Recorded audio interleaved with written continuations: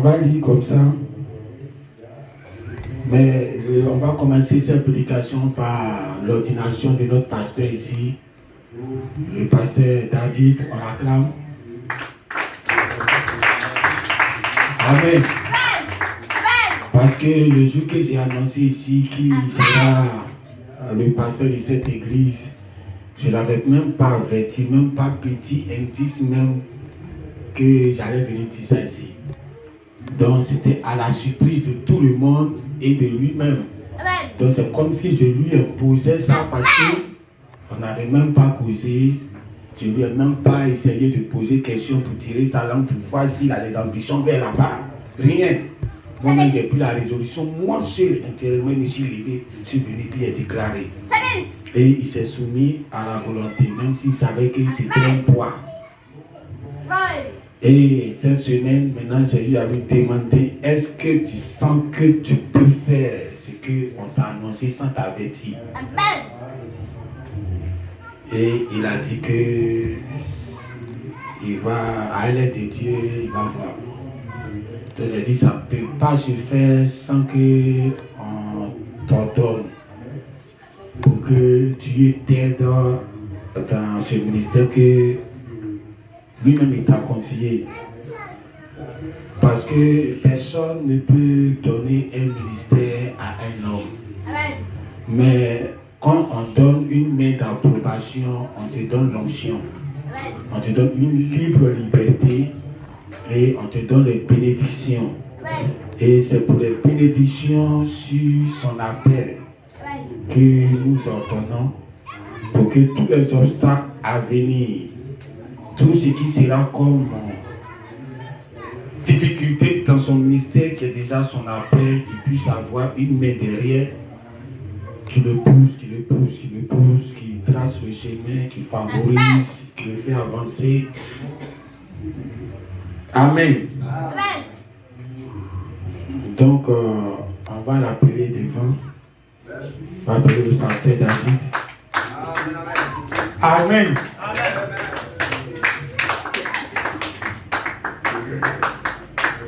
Que tu vas te mettre en genoux là. Et tout le monde va se tenir debout. Parce que c'est votre pasteur qui sera ordonné. Tout le monde va se tenir debout. Et je vais prier pour lui. Pour que Dieu le soutienne, qu'il le bénisse, qu'il accompagne.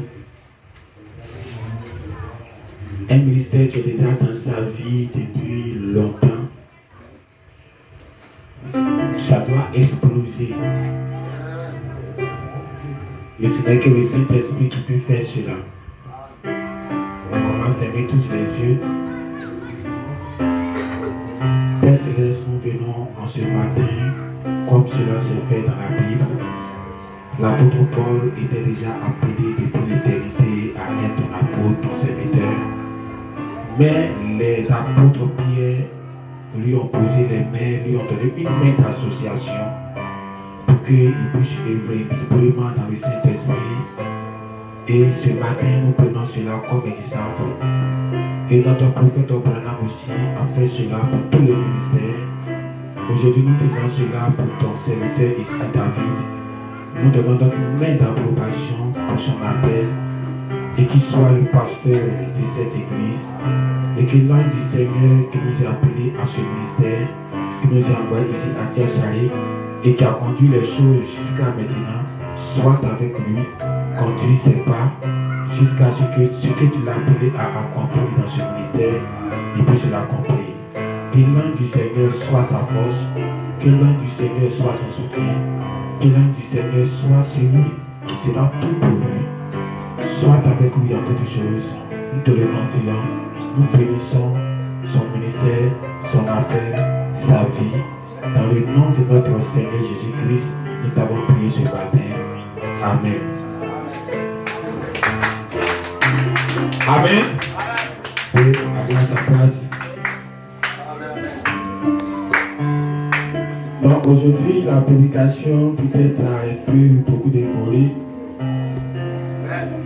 Cette partie, je vais entrecouper ça par deux parties. Mais sans qu'il faut que tout ce que Dieu m'a donné, je le dise. Même si c'est deux choses qui ne vont pas ensemble, donc ça sera comme ces deux parties. Amen. Donc, on va se tenir debout. On va lire ce passage-là. Que Dieu bénisse le frère Yabou pour la lecture du commentaire.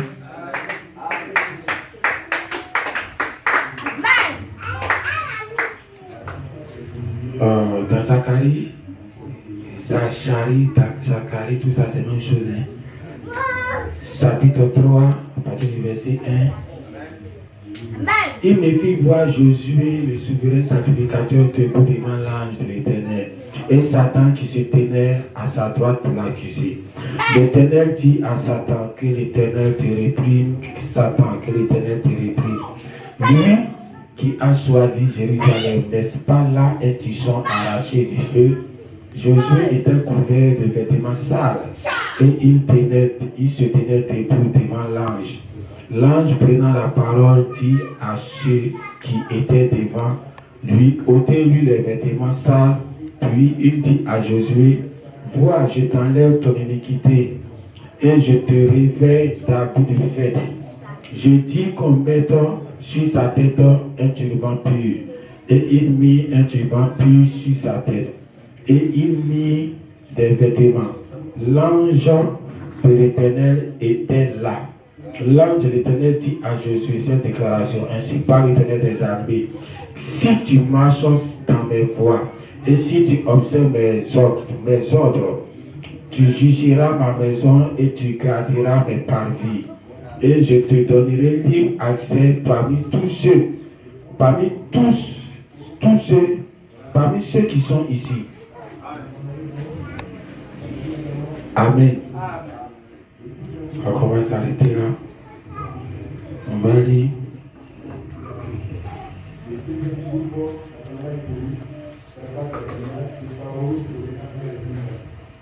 On va lire dans Matthieu.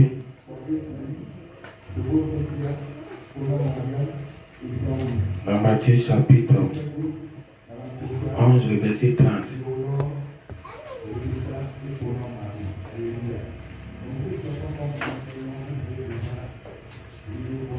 Donc, chapitre 11, verset 30. Bon, à partir du verset 28. Venez à moi, vous qui êtes chargés et fatigués, et je vous donnerai du repos.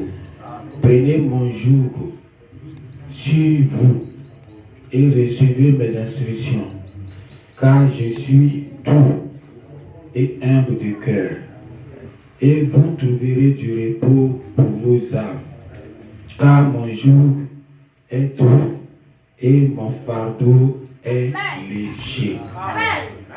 Amen. Donc sur ce chant, sur ce verset, on va te donner ce cantique. Vous qui êtes chargés, fatigués, venez à moi. Je vous donnerai du repos. Vous qui êtes chargés, fatigués, venez à moi.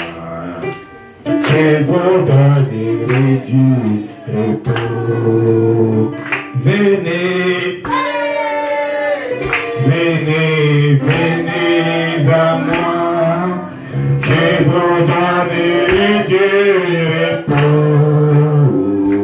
Vous qui êtes chargés, fatigués, venez à moi. Je vous donnerai du repos. Et chargé, fatigué, venez à moi. Je vous donnerai du repos. Et chargé, fatigué, venez à moi. Je vous donnerai du repos. Venez, venez, venez à moi. Je vous donnerai du repos. Vous qui êtes chargés, fatigués, venez à moi. Je vous donnerai du repos. Venez,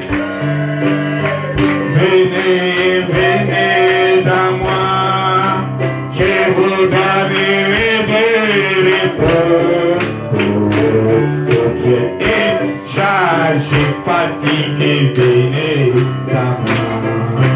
Je vous donnerai Dieu repos. Père Céleste, nous sommes reconnaissants pour ce dimanche que tu nous as réunis. Merci pour l'adoration. Merci pour ton pasteur que nous venons de donner notre association à ce que tu as mis en lui depuis sa naissance. Maintenant que nous allons parler de la parole, de confiance, tout ce qui sera dit maintenant, que ça soit une bénédiction pour tout le monde. Dans le nom de notre Seigneur Jésus-Christ. Amen. Amen.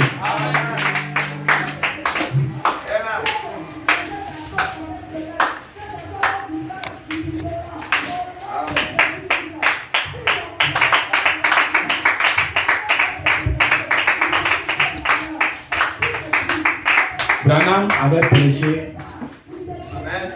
le guide. Le guide, quand on est encore petit, nos parents sont nos guides. C'est eux qui nous conduisent dans nos premiers pas. Quand on est né sur la terre, c'est eux qui nous conduisent. À un certain niveau de notre vie, 4 ans, 5 ans, on commence à aller à l'école. Alors nos parents nous confient un autre guide, qui sont les enseignants, pour nous donner des instructions que eux ils ne vont pas nous donner à la maison. Donc ces instructions vont nous aider dans la vie future. Et on suit ce parcours scolaire jusqu'à même l'âge adulte même, nous trouvons dans ce parcours scolaire. Et quand on sort de là, on est adulte. Nos parents nous regardent, nous sommes adultes. Donc on ne peut plus être vraiment, les parents ne sont plus vraiment le guide des enfants. Amen. Quand l'enfant finit son cycle scolaire, la plupart du temps, il est environ 18 ans. 18 ans, c'est l'âge de la maturité. L'enfant commence à être mature dans sa tête. Donc les parents commencent à voir l'enfant comme l'enfant est devenu libre arbitre. Il peut faire maintenant ce qui lui semble bon. Parce qu'à partir de là, il peut travailler. Donc il est devenu responsable. Donc quand on sort de ce cycle scolaire, où les enseignants ont été nos guides, quand on finit, il nous faut encore un autre guide. Et là maintenant, c'est le pasteur qui devient le guide. Et le pasteur va guider la vie de ce jeune homme jusqu'à la fin de sa vie. Donc on peut dire qu'on a 3 niveaux de guide. Quoique on dira que depuis la naissance, les pasteurs sont là déjà. Quoique on dira que même après l'école, les parents sont toujours là déjà. Mais c'est bien spécifié pour que tu puisses bien voir. À l'âge qu'on a fini l'école, le pasteur devient le seul guide. Où il n'y a plus un enseignant quelque part. Où les parents même n'ont presque plus de domination sur les enfants.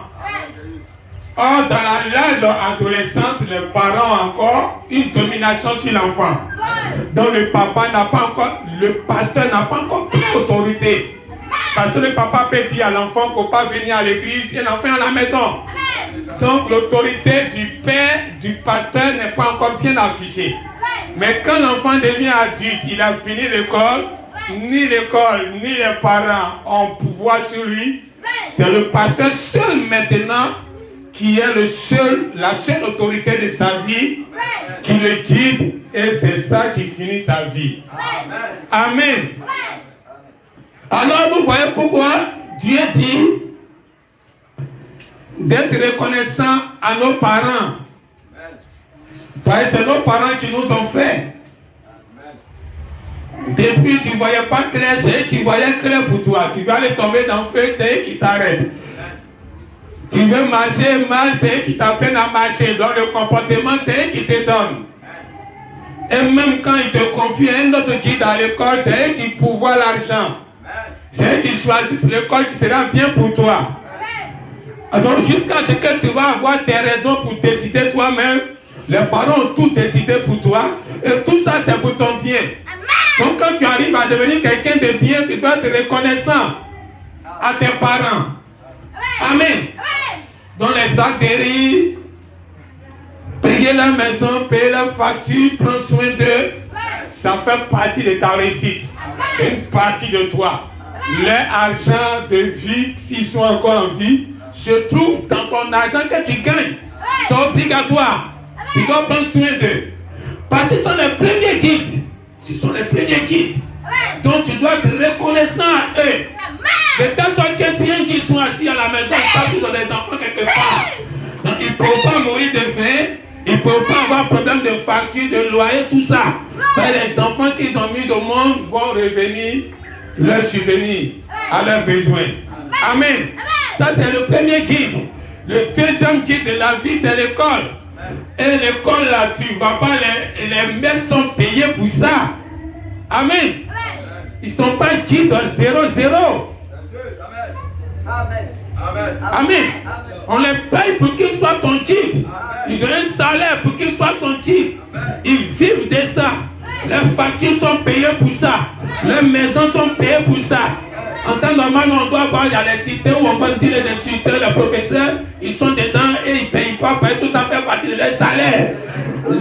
L'électricité, tout ça, quand on ne donne pas, ça dit ça tire tout dans leur salaire. Donc on prend soin d'eux parce qu'ils sont ton guide. Ils sont été guidés d'un pas de ta vie. Amen. Ça c'est façon naturelle. Amen.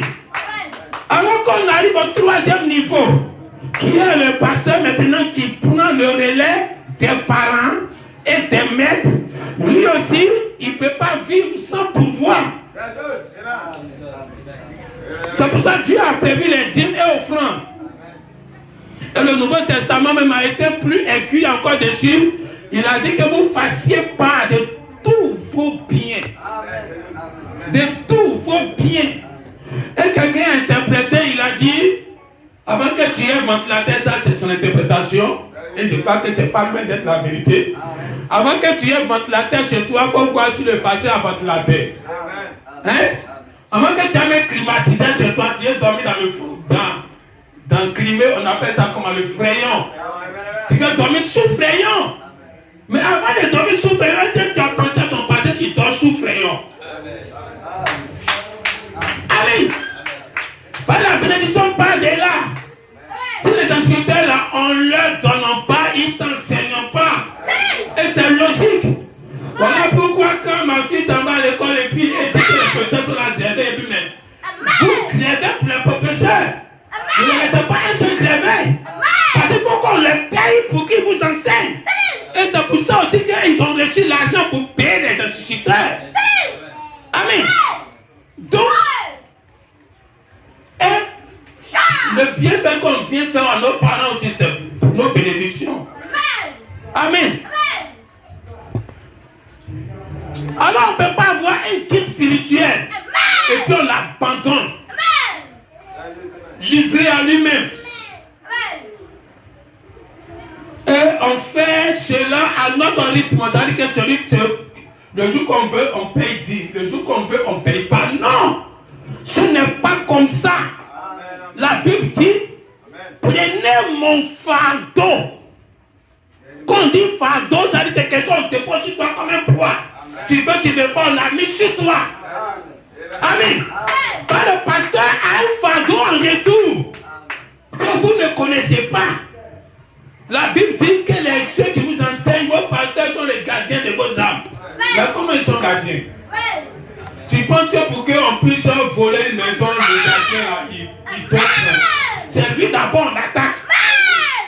Qu'on a réussi à le maîtriser, à l'attacher, à le gorger, c'est là maintenant on s'en se fait maître de la maison.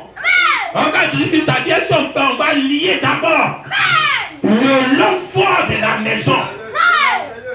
Quand on n'a pas lié, on ne peut pas. Donc quand la Bible dit qu'ils sont les gardiens de votre âme, vous savez que c'est eux d'abord les sorciers de vos villages là. Quand ils veulent vous attaquer, c'est le gardien de vos âmes là d'abord. S'ils n'ont pas atteint, vous ne serez pas atteint. C'est pour ça que quand vous déposez de venir à l'église, déposez vos fardeaux. Quand vous déposez, vous voyez Jésus ici. Jésus, c'est un homme pour prendre fardeau aujourd'hui. C'est quand il était un homme, il a pris le fardeau. Quand il est mort, il dit c'est que j'ai fait la vie, vous donne. Quand il dit je vous donne, parce que c'est un côté bon là seulement il a donné. Côté qu'il a chargé là, il nous donne aussi. Tout ce qu'il est, il nous donne là. S'il a chargé notre poids, parce que tous ceux qui seront des bergers, comme lui les bergers, ils vont charger le poids de la troupeau. Ils seront vus comme des maudits aussi, comme des gens rejetés aussi, qui n'attirent pas du regard. Et vous vous priez, et vous vous dormez, vous êtes à l'aise. Et puis quelqu'un porte ce poids pour que vous soyez à l'aise. Mais il est content de porter ce poids. Quand Jésus dit que c'est doué, les gens pensaient que c'est pas lourd. C'est doué les gens parce qu'il y a un bénéfice derrière. Mais c'est un poids. Vous savez que le poids que Dieu vous donne et qu'il n'est pas ici pour donner salaire à ses ouvriers. Oh, il est le Dieu fidèle. Un Dieu fidèle, si les hommes payent leurs ouvriers, lui Dieu aussi doit payer ses ouvriers. Mais s'il n'est pas ici pour donner, c'est ce poids-là, il vient sur vous. Vous payez les ouvriers à ma place. C'est votre poids de payer ses ouvriers. Et si vous ne payez pas, vous pensez que c'est un bagage, on porte comme on est à l'aise et on ne porte pas quand on n'est pas à l'aise. C'est un poids, ça y est sur vous. Vous devez vous soucier de ceux qui vous dirigent.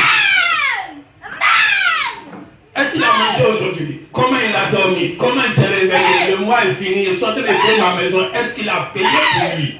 Ils ont distribué les factures, ils sont dans le même quartier là.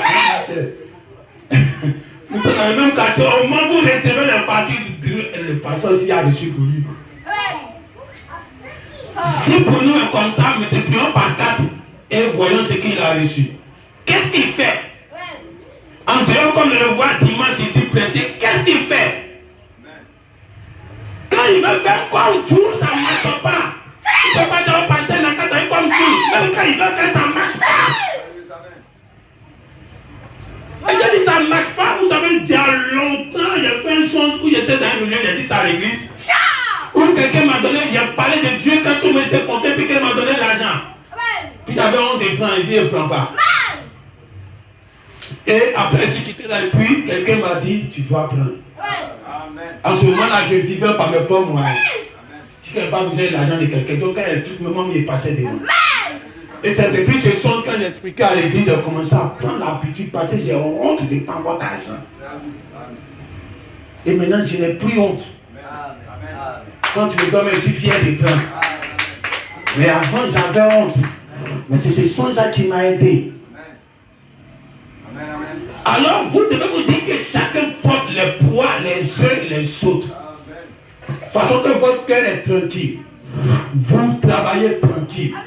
Vous êtes libérés des vieux démons qui étaient sur vous avant. Les sorciers qui vous attaquaient avant. Les familles, on dit dans leur famille, il n'y a pas ceci. Depuis que tu viens à l'église, il y a ceci maintenant dans ta vie. Bien à l'aise. Parce que ce poids-là est parti où? Ça a disparu dans le néant? Amen. Amen.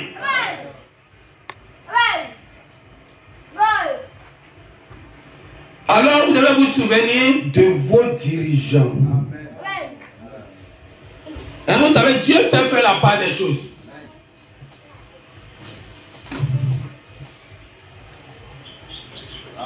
Hein, il a fait un songe cette nuit-là, c'est cette nuit-là, il a fait le songe. Dans le songe, j'ai fait mon portable. Et j'ai sorti une vidéo. Dans la vidéo, là, c'était un cimetière. Et je regardais le cimetière. Hein, vous savez, je regardais un débat bien des échanges dans la semaine. Les gens disaient que l'argent est bon. Et puis quelqu'un me dit que la réputation, là, on meurt, on va avec. Mais l'argent, on laisse et puis on s'en va. La réputation, là, on va avec. Les gens n'ont pas pris sa remarque là au sérieux. Les gens sont focalisés sur l'argent, l'argent ou rien, l'argent ou rien. Et c'est pour ça qu'ils tuent les gens. Pas que tu dis l'argent ou rien. Quand on te demande maintenant, il faut sacrifier ou bien il faut aller vendre les sous, il faut vendre ton âme. Tu vas faire.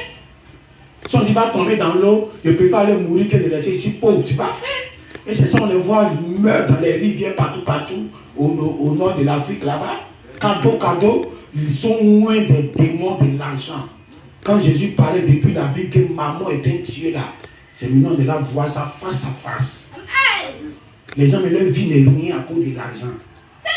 Donc l'argent vient d'aller, et puis une femme a dit,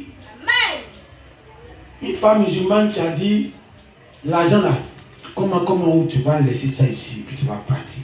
Mais ta réputation là, tu vas partir avec. Amen. Vous savez, Jésus a typifié nos sommeils là comme la mort. Dans nos sommeils là, on doit savoir ce qu'il en est réellement si le jour qu'on tombe et puis on va plus vivre. On doit savoir ça. Donc quand tu dors, faut voir ce qui se passe dans ton songe là. Le jour, si tu es président de la République, quand tu l'as songé là, ça ne sort pas là-bas président. Un petit sorcier du village de 2 ans, là, te poursuit dans le songe. Tout ton argent là, ce n'est pas dans le songe. Hein, souvent on rêve, on a des millions, quand on se lève, on a millions. Donc tout l'argent que tous ceux qui ont des présidents de voitures, quand ils rêvent là, il faut leur demander quand ils rêvent, ils voient quoi. La plupart du temps, c'est des cauchemars. Jésus était sur la terre, il devait être crucifié. Et puis Pilate était là voir le sort de Jésus. Et puis sa femme est venue dire à Pilate, la femme de Pierre est venue dire à Pilate, que ce monsieur-là, à cause de lui, toute la nuit, je n'ai pas dormi. Amen. Elle a fait un songe au moment où elle dormait. Et ils se voyaient gouverneurs de la région. Mais dans le songe, là, ils ne sont pas gouverneurs. En vérité, tu voyais Jésus ici comme un esclave qu'on peut tuer. Mais la nuit, elle a vu que c'était le roi. Il ne faut pas le toucher. Tout ce qu'ils avaient ici, l'argent ne suivait pas. Mais la réputation de Jésus l'a suivi là-bas. Dites Amen. Quand tu dors et que tu dors bien, c'est ta réputation qui te suit. Quand tu as bien mangé, tu as bien digéré, dans la journée tu as ri seulement avec les gens, tu as bien causé avec les gens. Quand tu dors bien. C'est une réputation qui te suit. Mais si tu veux, il faut avoir des milliards. Quand tu vas dormir là, ça ne garantit pas ton sommeil. C'est là même que tu vas faire cauchemar. C'est pour ça, faites tout pour que sur la terre ici, vous ayez une bonne vie devant Dieu. Cela garantit le vrai sommeil le jour-là. Le vrai sommeil le jour-là, quand vous allez entrer, il n'y a réellement pas l'argent là-bas. Mais la réputation, de façon tu te comportes ici, ça va te suivre. Pourquoi on gère les cauchemars? On gère les cauchemars. Mais même si tu n'es pas ton cauchemar, il faut manger à 16h, il ne faut pas manger viande à 22h. On gère cela. Mais on ne dit jamais pour que tu vas rêver pour avoir l'argent, pour que ton argent ici, tu vas rêver dessus, pour avoir un comportement ici pour l'avoir. Jamais. Mais pour que tu dormes bien, on te donne un comportement qui va t'accompagner dans le sommeil. Amen. Alors si le sommeil naturel peut être influencé par nos comportements qui sont bien, c'est que le vrai sommeil spirituel, qui est la mort, va être obligatoirement influencé par ce que nous avons fait sur la terre, pas par beaucoup de l'argent. Amen. Donc j'ai fait le songe, dans le songe, j'étais là et puis derrière mon portable, j'avais une vidéo comme, et la vidéo là montrait un cimetière. Dans le cimetière, vous savez, c'est les tombes, on voit les tombes, et je regardais,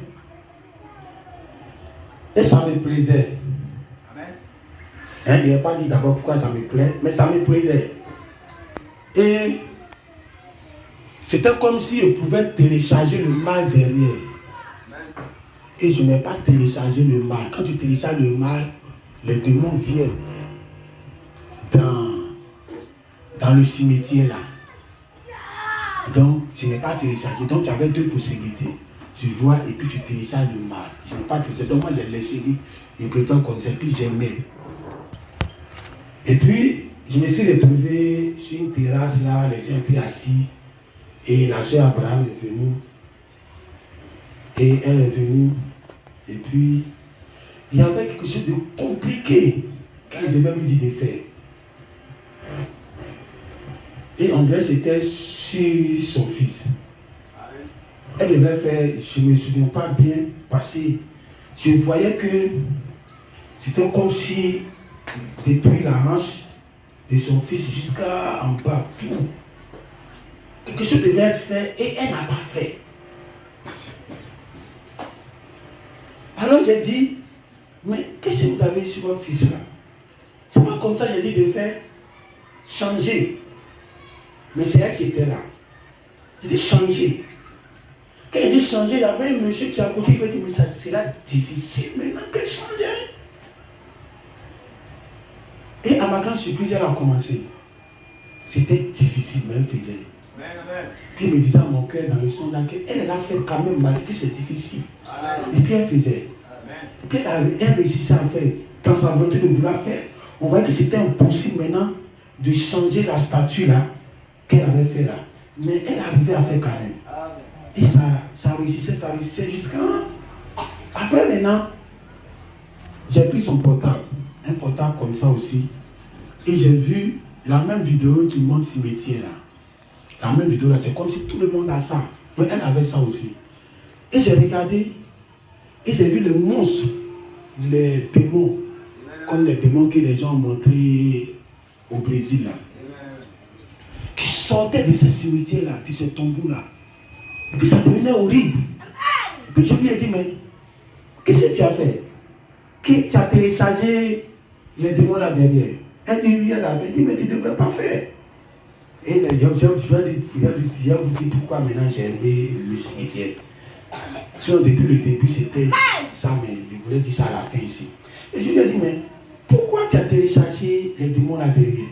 Que le cimetière qui est là, le Fils de Dieu est dedans. Que les cimetières que tu vois, ce ne sont pas seulement les fils de Satan qui sont enterrés. Qu'il y a les Fils de Dieu qui sont enterrés dans les cimetières. Donc à cause de ces cimetières-là sont bien. Amen. Parce que chaque cimetière que tu vois, il y a quelqu'un qui a la 6e dimension, mais ça tombe ici. Amen. Donc ce n'est pas seulement les chemins de Satan, c'est les chemins des fils de Dieu. Et c'est comme si quand je parlais, je voyais des hommes en blanc qui passaient, au lieu de voir les démons. Amen. Amen. Parce qu'on vous dit d'aimer la mort, non? Mais à la mort, tu ne vois pas. Qu'est-ce que tu vois? C'est les cimetières.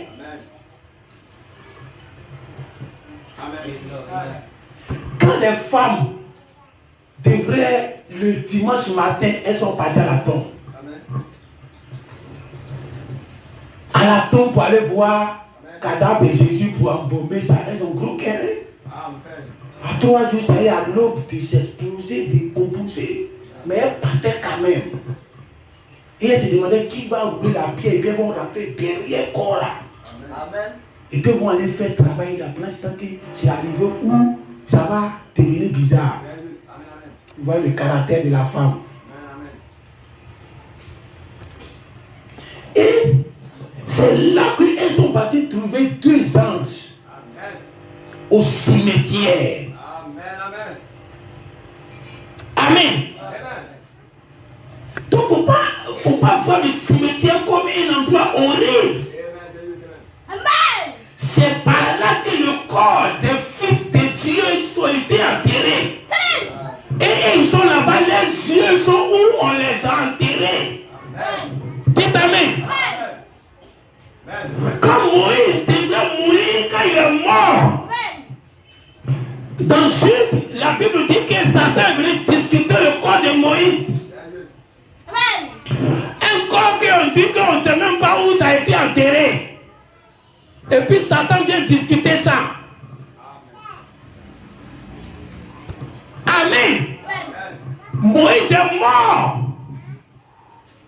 On n'a pas vu où Dieu l'a enterré.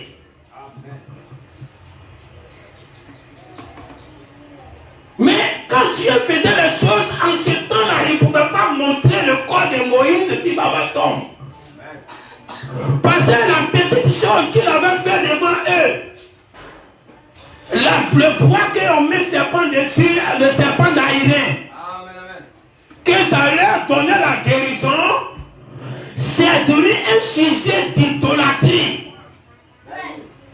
Ils sont quittés en Égypte, ils n'ont pas vomi toute la coutume égyptienne. Les pharaons là-bas, on les gardait, on les embaumait. Et ils devenaient les dieux. Dites amen. Chaque fois qu'ils veulent prier, ils n'ont pas d'autres dieux que les dieux. Les ancêtres sont devenus des dieux. Oh, Moïse était pharaon en temps normal. Et il a eu plus grande puissance que pharaon. Donc si jamais Dieu faisait sa tombe, ça allait être un grand sujet d'adoration. Et tout ce qu'ils avaient encore, ils n'avaient pas encore vomi là. Ils vont embaumer Moïse. Quand on est venu trouver Moïse encore, il est encore vivant et puis il est là. Dites amen. Donc comme ils étaient encore bébés, Dieu voyait qu'il y avait des choses qu'il ne pouvait pas permettre ça. S'il a brûlé le serpent d'Aïré, c'est qu'il doit faire que Moïse ne doit pas avoir de tombe. Dites amen. Pour qu'il n'y ait pas une pierre d'achoppement encore, que les enfants ils avaient fait contre lui. Amen. Maintenant qu'on arrive à Jésus, le peuple est devenu un peu mature. Dites amen. Par le Saint-Esprit est descendu. Donc il a voulu que Jésus ait une tombe. Mais la tombe là, il a laissé sa vie. Dites amen. Malgré que Jésus a laissé sa vie, il a commencé à défiler là-bas. Et s'il était resté là-bas? Dites amen. Malgré la maturité que Jésus a tué, à juger qu'ils sont maintenant un peu matures, on peut permettre qu'un homme mourir comme cela, qui marchait sur l'eau, il va identifier le Messie en lui. Un homme qui est né sans papa, il est venu de l'éternité directement pour entrer dans le ventre de sa maman. Un corps comme ça va être déposé. Et puis les gens ne vont pas adorer ça. Donc Dieu savait que ça encore, s'il laissait le corps de Jésus là, ça allait poser un problème. Il y a les deux femmes là, elles n'ont même pas eu peur. Elles ont croisé l'homme qui marchait sur l'eau. Même si elles vont dormir sur le cadavre là, elles vont dormir. Dites amen. Alors il a permis à cette deuxième étape, il a permis qu'il y ait une tombe. Moïse n'a pas permis mais qu'il y ait une trace. Mais pour Jésus, il a laissé une trace. Mais il a enlevé le corps là. Dites amen. Maintenant à la troisième dispensation, où c'est Branham maintenant qui vient, où c'est le livre de la rédemption, où c'est le livre de la maturité, qui a évolué dans son système. Maintenant il dit il aura tombe, il aura cadavre dedans. Mais cette fois-ci, ils ne vont pas adorer ça. C'est des enfants matures. Dites amen. Et Branham est couché dans la tombe là-bas, avec tout ce qu'ils ont fait au-dessus. Mais les bébés pentecôtistes s'en vont là-bas faire pèlerinage. Oh, Dieu fait confiance à son pied, à son épouse. Ils vont faire comme Moïse. Moïse n'a pas de tombe. Les gens partaient à l'aise. Et Branham est tombeau. Qui n'aime pas tombeau. On fait comme s'il n'y a rien. On ne va jamais visiter. Si Dieu n'a pas permis qu'on visite le corps de Moïse, c'est parce qu'il ne veut pas qu'on visite le corps de Branham. Donc même s'il a déposé, il sait que les vrais fils matures, ils n'auront jamais besoin de ça. Dites amen. Même si tu as Jeffersonville, on dit ça tombe là-bas, tu dis ok, c'est pas grave. Parce que moi, je n'aurai pas de tombe. Dites amen. On évolue à un système. On va retourner au commencement. Au commencement où il n'y avait pas de tombe. Où on ne gardait pas quelqu'un dans le cimetière. Dites amen. Où on est élevé puis on s'en va au ciel. Alors tu es là évolué. Alors Satan qui est là à discuter. Il a discuté avec Moïse, avec Michael. Parce qu'il a vu le corps de Moïse. Je ne sais même pas comment il a vu. Mais il a discuté encore qu'il ne voit pas. Amen. Amen. Mais voilà que Dieu prend le système de l'Ancien Testament. On voit un monsieur qu'on appelle Josué qui était un souverain sacrificateur. Mais le monsieur le voit en songe. Et il y a Satan qui est à sa droite, en train de l'accuser. Amen. En train de l'accuser pour jeter tout ce qui est mauvais sur lui. Mais quand Dieu regarde, la même chose que Michael a parlé à La même chose là, c'est ce que Dieu a parlé. Il a fait ça sans parole. Il dit Satan, que le Seigneur te réprime. Dis amen. Que le Seigneur te réprime. Mais quand on prend pour Moïse, on va encore Michael dire que le Seigneur te réprime. Donc c'est quel corps en réalité qu'ils sont en train de discuter. Dis amen. Quand Jésus est mort, on dit Jésus était la tête de l'église. Et puis c'est l'église qui a son corps. Voilà pourquoi depuis que Moïse est décédé, le palabre que Satan avait, c'était vers son corps qui était resté sur la terre ici. Ce corps visible que Satan pouvait voir. C'était les enfants d'Israël. Ils devaient maintenant attaquer et puis les détruire. Dis amen.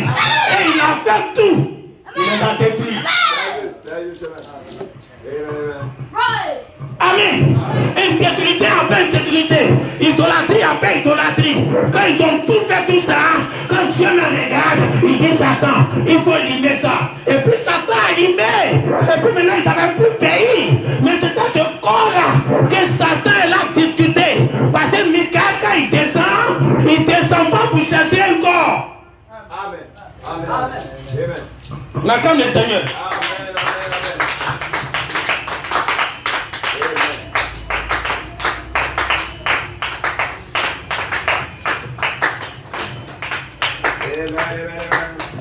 Et le Père Branham dit, quand quelqu'un meurt, il meurt.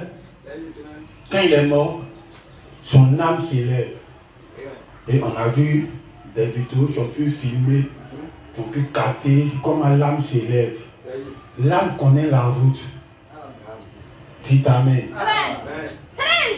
Il prend la route.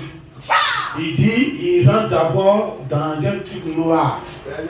Après ça, il voit un genre comme ruisseau, comme petite rivière. Donc, l'eau que vous voyez ici, la spiritualité maintenant. Et puis tu traverses cette eau-là. Il dit, quand tu traverses, tu vois une petite lumière. Plus tu avances, la lumière devient grande. Jusqu'à maintenant, arrivé un moment, tu entres au milieu de tes bien-aimés. Dites Amen. Si les faibles comme nous, nos âmes là connaissent la route, qu'en est-il du grand Moïse? Dites Amen. La bataille que Michael était venu mener, c'est le jour où il est venu apparaître à Josué. Il dit maintenant vous allez prendre le pays. Je suis venu maintenant. Il dit c'est maintenant il est arrivé. Dites Amen. Le chef de l'armée de l'Éternel, il dit je viens maintenant. Parce que le corps de Moïse est là. Satan va dribbler ça. Mais moi je suis là pour défendre ça. Dites Amen.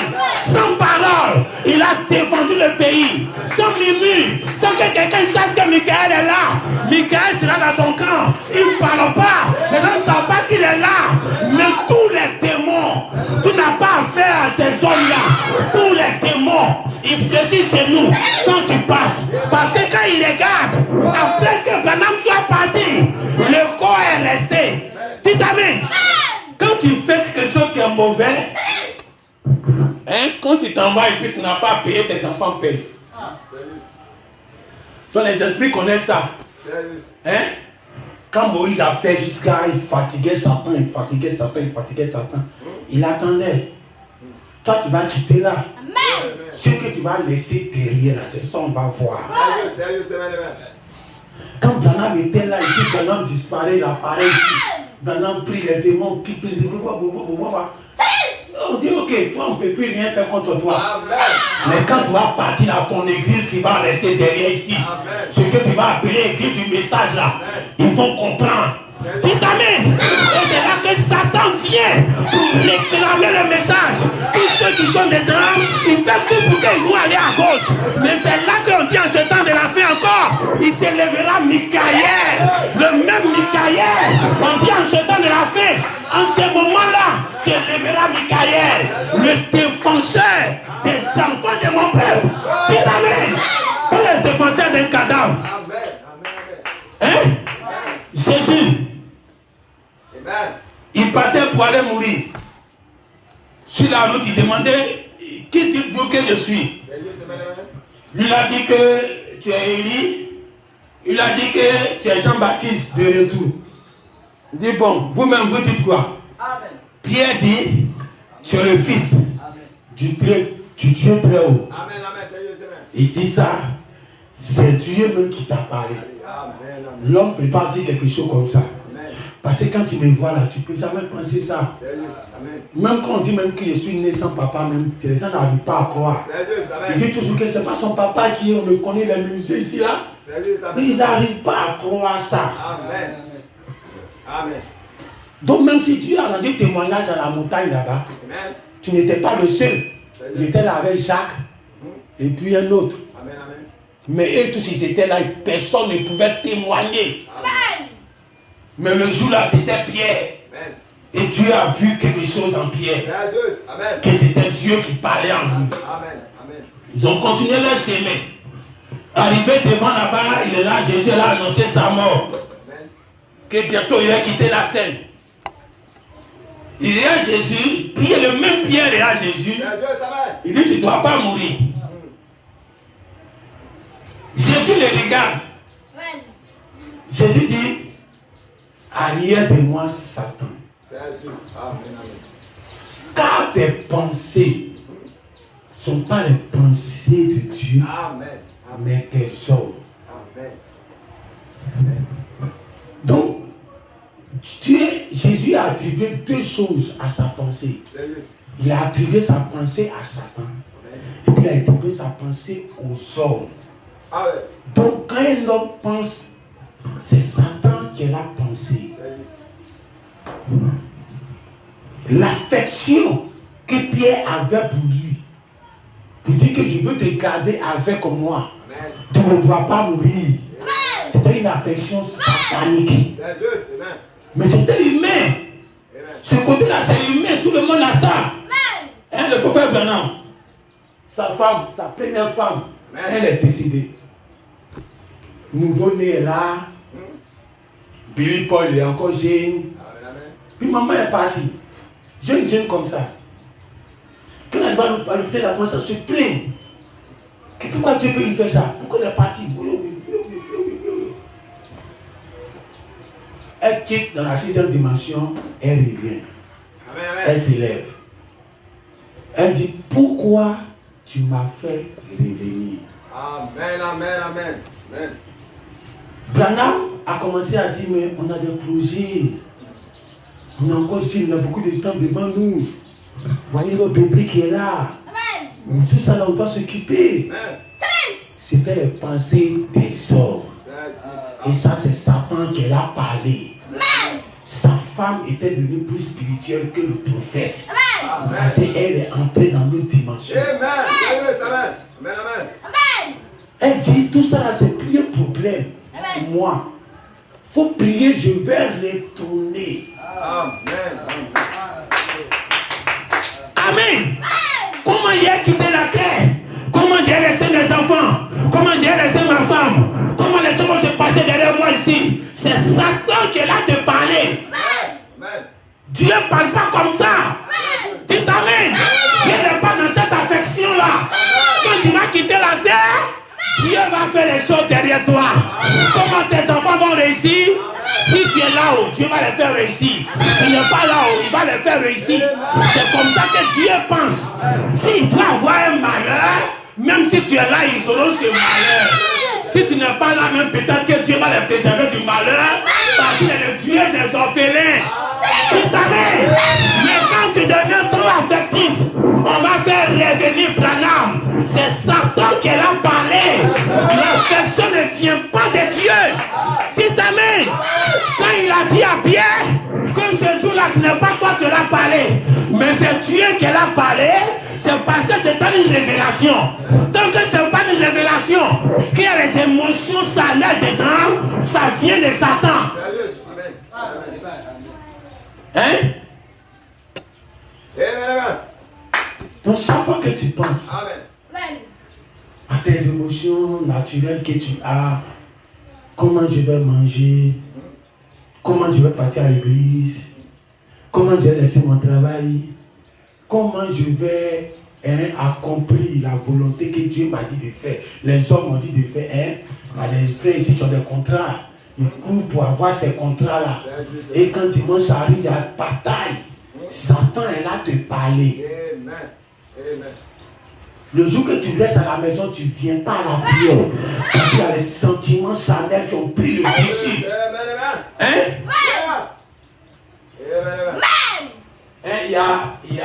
Il y a un frère qui me disait, un dimanche, il n'est pas venu à l'église.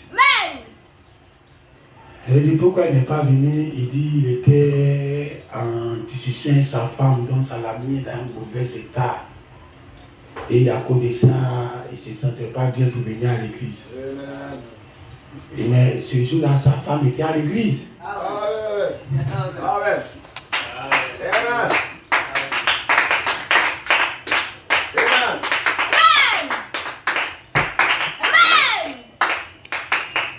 Amen. Mais c'était des émotions charnelles. Des émotions qui n'ont rien à voir avec Dieu. Que ça prend le dessus sur Dieu. Et quand Dieu entend ça, il dit arrière-de-moi Satan. Tu vas dire que c'est des émotions d'homme. Oui, c'est des émotions d'homme. Jésus a reconnu que ça, c'est des pensées de l'homme. Mais c'est Satan qui est là parler. Pour que Dieu parle, ça doit venir par révélation. Ça ne doit pas venir par quelqu'un qui est là dit. Ça ne doit pas venir par j'aime trop Branham. Donc il n'a qu'à venir derrière la chair. La même chose que Branham, sa famille a fait. Qu'est-ce que le prophète maintenant va vous faire? Amen. Amen, amen. Pourquoi vous l'appelez? Il est en repos, la Bible va en repos. Donc tu dois te reposer de tes œuvres. Pourquoi vous ne voulez pas qu'il se repose? Il doit se reposer de ses œuvres. Il est assis là-bas tranquille. Et puis tout seul derrière lui. C'est ça son repos. Mais quand ça va vous envoyer Branham derrière la chair, c'est comme si c'est son esprit. Vous ne voulez pas que ça soit en repos. Ça n'a qu'à être en vagabondage sur la terre ici. Oh, il ne doit pas être vagabond. On va se tenir debout. Évoluez dans la pensée. Évoluez dans la bataille que Dieu veut vous voir. Ne soyez pas affectif de voir combo. Et puis vous allez aimer ça. Et n'aimez pas de façon que je suis en train de vous parler. Quand je dis les cimetières, on ne devait pas avoir ça, c'est par rapport au son qu'il y a dessus. J'ai compris que depuis cette nuit-là, c'est là que j'ai vu qu'on fait mal de ne pas aimer les tombeaux, les cimetières. Le fils de Dieu a été enterré là-bas aussi. C'est pas seulement les fils de Satan qui ont été enterrés. C'est un mélange là-bas. Et qui prend le dessus? C'est Dieu qui prend le dessus. Donc quand tu vas au cimetière, et puis les gens disent tu seras loin. Hein? Tu seras loin des esprits qui sont morts. Faut dire si il doit me loin là, il y a pour moi là-bas aussi. Pour moi aussi, il doit me loin aussi. Donc je n'ai pas les soucis. Dites amen. Entre pour toi et puis pour eux qui est fort. Après toi, toi tu vas avec ce qui est emmagasiné à toi. Si toi c'est pour causer à toi, ne c'est pas parce qu'ils vont te loin. Ils vont causer à toi parce qu'ils ont vu qu'ils ont quelque chose chez toi. Et puis d'aller causer comme deux personnes. Parce que toi tu ne peux pas aller au cimetière pour être en loin.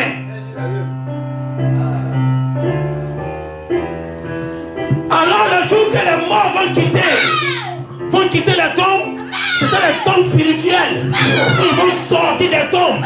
Ça ne sera pas comme à Galilée, à Jérusalem, où les tombes naturelles se sont ouvertes et les gens ont senti que quelque chose va se passer. Cette fois-ci, tous les tombes sont fermées, mais les tombes spirituelles sont ouvertes. Alors Dieu te dit, si tu commences à avoir les regards au cimetière, c'est parce que les gens là sont en train de venir. Vous savez, ils sont en train de venir. Et je voyais les hommes en blanc dans ces cimetières-là. On va télécharger le mauvais. Partout c'est Dieu. Il n'y a pas un endroit où il n'y a pas Dieu. Partout c'est Dieu. Alors quand tu vas au cimetière, arrête de penser les idées négatives. Ou quand tu vas on te dit comme tu dis au cimetière, on va laver les mains avec les feuilles bizarres pour enlever peut-être les esprits des cimetières. Faut dire moi j'enlève rien. Même au village, tu as ton parent qui a été enterré. C'est-à-dire qu'au village, tout le monde qui meurt, ça moi en fait. Parce qu'il n'y a pas église là-bas. Il y a les fils de Dieu là-bas qui meurent, Dieu les sauve d'une certaine manière, sans la Bible, et on les enterre. Et j'ai un beau témoignage dans le village. Et ce témoignage les accompagne.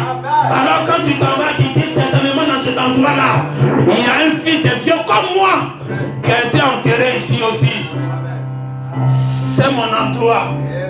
Un jour, il va quitter cet endroit-là. Il va sortir.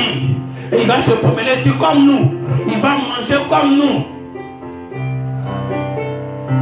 Alors si Dieu a montré la sœur qui est responsable des sœurs, il faut savoir que ça a montré l'église. C'est toute l'église qui nous est montrée. Chaque personne doit savoir que tu ne dois pas avoir les idées démoniaques des hommes. Parce que si tu n'avais pas aimé le naturel, comment tu vas aimer le spirituel? Si tu as aimé le naturel, tu vas aimer le spirituel qui descend. Parce que tu dis de voir un jour comme Pierre qui n'aimait pas le naturel. Et puis il est monté en haut, il a vu un stage. Tous ceux qui n'aimaient pas le naturel ont commencé à descendre du ciel.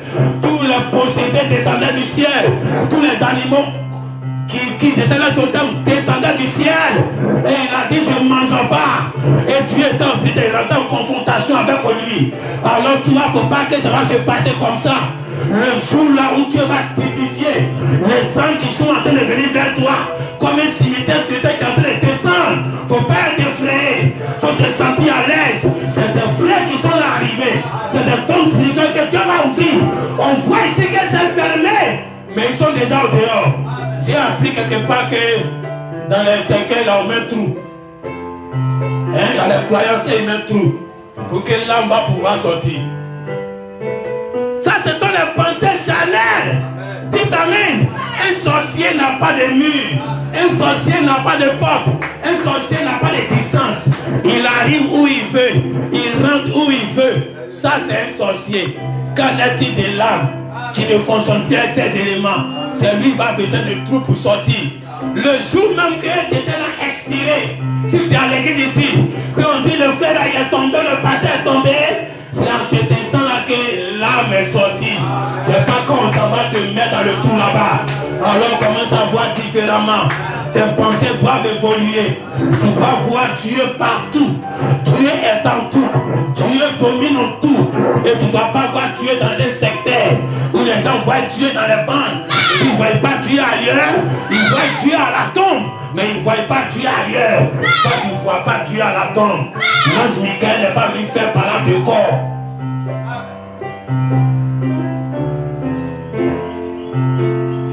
Hein? On peut s'asseoir.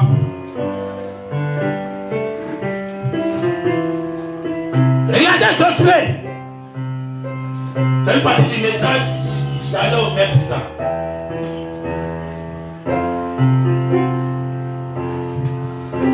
Il était vêtu d'habits sales. Et Satan l'accusait à cause de l'habit qui est sale. Mais lui-même, il n'est pas sale. Mais c'est son habit qui est sale. Alors Josué n'était pas sale. Mais il était revêtu d'habits sales. Alors Dieu dit, alors Satan l'accusait. Alors quand Satan l'accusait, Dieu dit, tes camarades qui sont devant toi, tes amis qui sont devant toi, tes compagnons qui sont devant toi, ils vont venir enlever cet habit sale.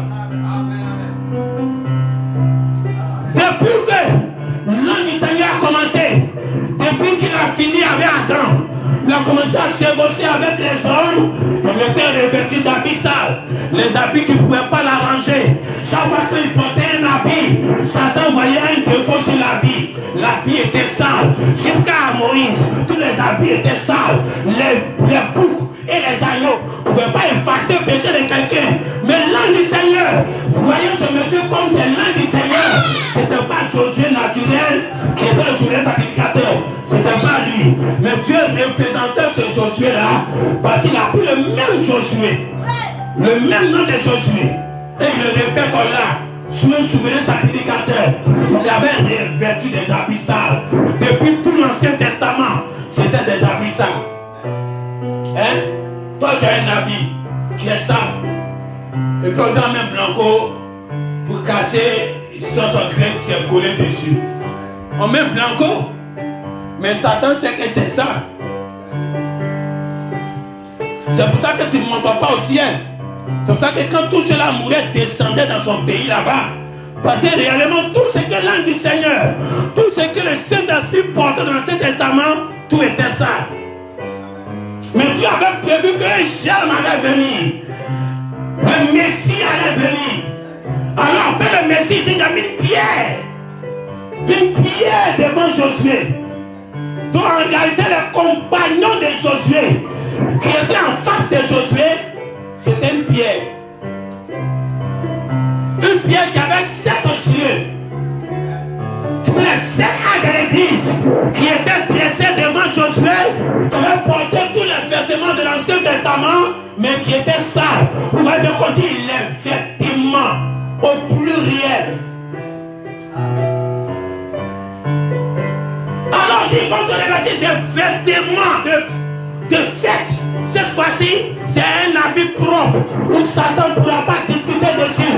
Mais ce n'est pas le travail de l'apôtre Paul seul. Ce n'est pas le travail de Branham seul. C'est tous les 7 actes de l'église. Les 7 cieux sont les 7 églises. Dans cette église, on ne pense pas comme les autres pensent. Où ils disent que l'œil là, c'est Branham.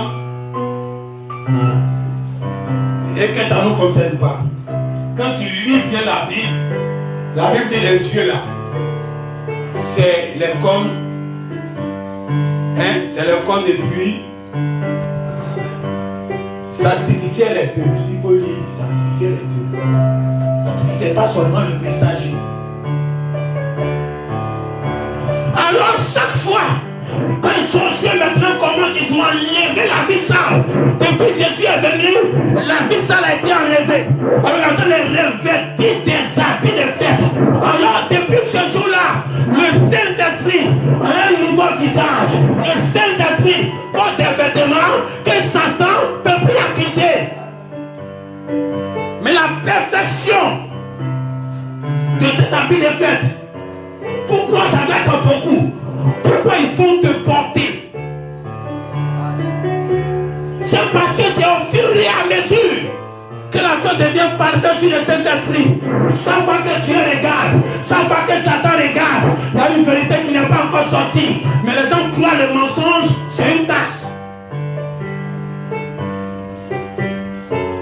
Quand jusqu'à Luther pouvait tuer ceux qui baptisaient au nom du Seigneur Jésus-Christ, c'était une tâche. Satan pouvait regarder, puis il accusait encore le Saint-Esprit.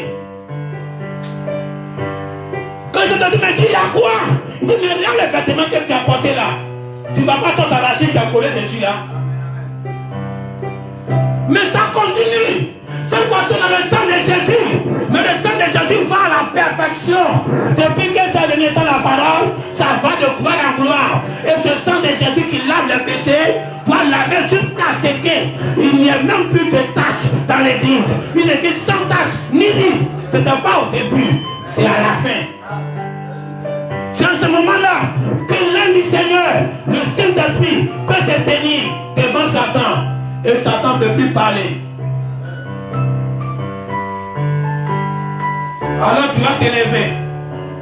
Si Dieu compte sur toi, pour que le Saint-Esprit soit propre. Si Dieu compte sur toi, pour que Satan ne puisse plus accuser le Saint-Esprit.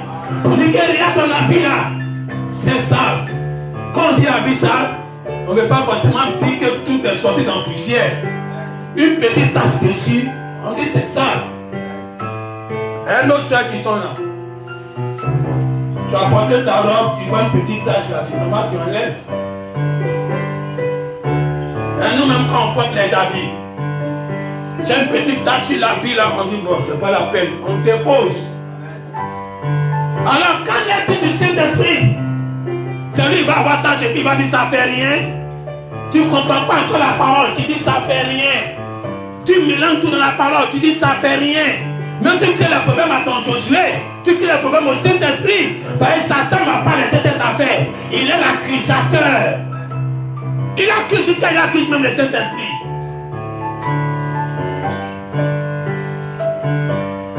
Alors de gloire en gloire, de puissance en puissance, de révélation en révélation, cette fois-ci, Satan est en train de regarder. C'est pour ça qu'il ne faut pas t'arrêter à Branham. La chose continue jusqu'à aujourd'hui. Prophétie des nouveaux. Tu as annoncé quelque chose. Après que les nuits de la rédemption soient descendues, Une révélation dans la révélation. Pourquoi Dieu a arrêté la malédiction de la 4e génération? Il dit je maudis. Mais la 4e génération ça s'arrête. Pourquoi ça s'arrêtait là? Il a envoyé les enfants d'Israël. Il dit vous allez partir en Égypte. Vous avez fait 400 ans. C'est après 400 ans que tout sera parfait.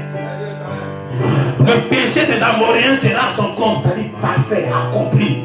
Vous aussi en ce moment, vous serez parfait pour venir prendre dans le pays. Vous serez au nombre capable d'aller posséder le pays. Alors quand Dieu parle de délivrance totale, quand Dieu parle de l'immortalité, quand Dieu parle du retour au commencement, quand Dieu a donné des physiques, jusqu'à ce temps, il a enterré vis-à-vis la vue. Et qu'on sait que chaque messager n'est pas entré dans la promesse. Moïse n'est pas entré dans la promesse. Il a vu la terre promise. Il a regardé. Il n'est pas entré. Il est mort avant la terre promise. Jésus a vu la terre promise. Le Saint-Esprit qui allait descendre. Le jour là, la Pentecôte, il priait Dieu comme Moïse. Il veut entrer. Il dit à Dieu, si tu peux me garder, je veux voir ce moment. Dieu dit, c'est pas possible. Tu dois mourir avant. Branham aussi est arrivé. Quand le livre de la rétention descend, on a une promesse.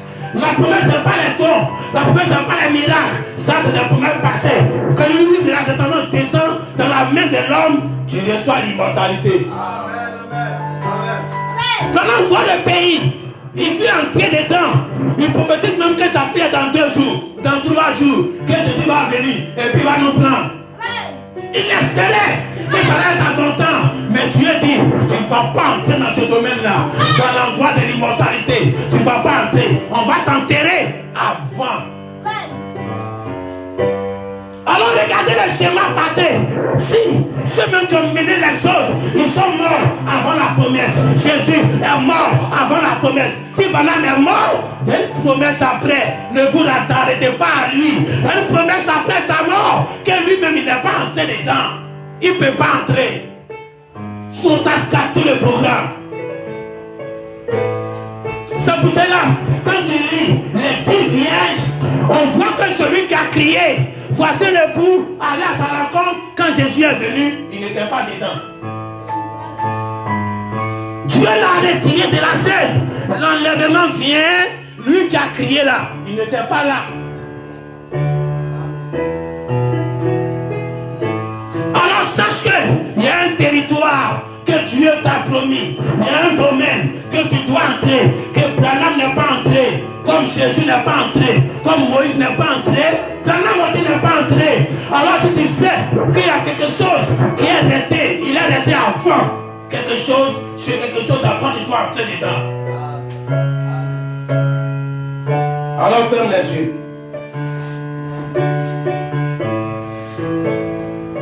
Arrête de penser à un corps naturel que Satan est venu lutter. Il ne sait même pas où tu es enterré, ça il va lutter comment.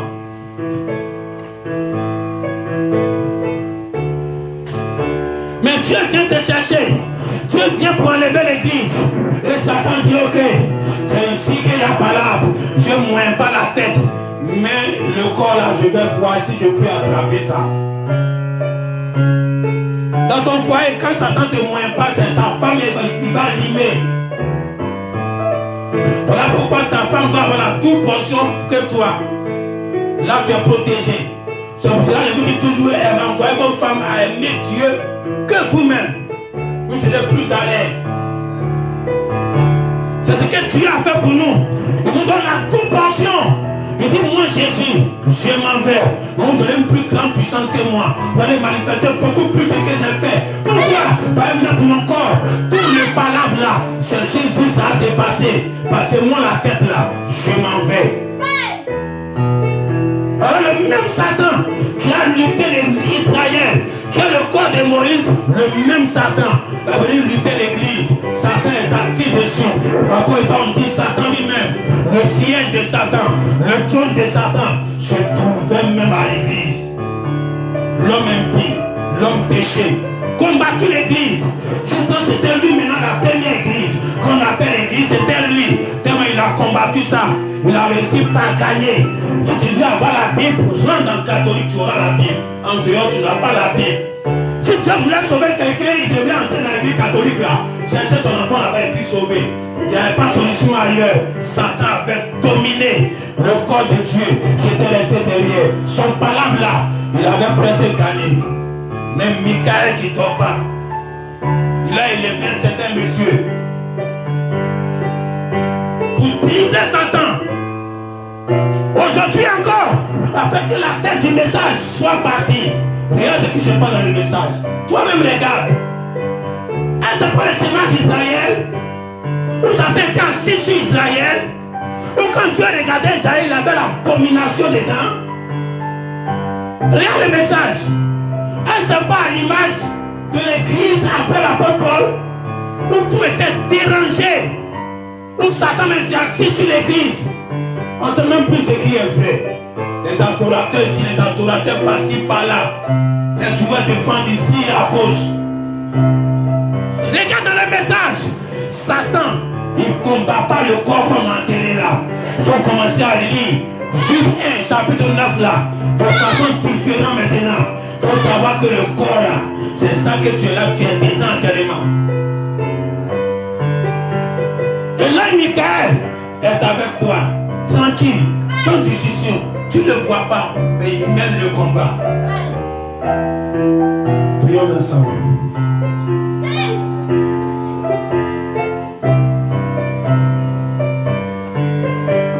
Père, c'est nous-mêmes on télécharge le mal. Sinon le cimetière n'appartient pas à Satan. On a téléchargé le mal dans notre temps, et là, cimetière, on voit Satan. Quand on regarde ton pot, on voit Satan. Mais les femmes, elles n'ont pas vu Satan. Elles ont dit, on s'en va à la tombe. Tous les matins, où les gens ne sont même pas encore bien réveillés, elles n'avaient pas peur. Elles partaient. Le seul souci, qui allait ouvrir la pierre? Aujourd'hui, tu n'as pas devant un ange qui est quitté dans la 6e dimension, qui va nous faire peur. On a qu'à comme les femmes là. Le seul souci, à quel moment cette pierre qui nous empêche d'être en contact avec eux, ça sera roulé. Le jour où ça sera roulé, tu vas voir les deux anges. Tu vas penser que c'est les jardiniers. Tu vas penser que c'est des hommes. Mais quand ils vont commencer à te causer, c'est là que tu vas savoir que Dieu, ce n'est pas les hommes.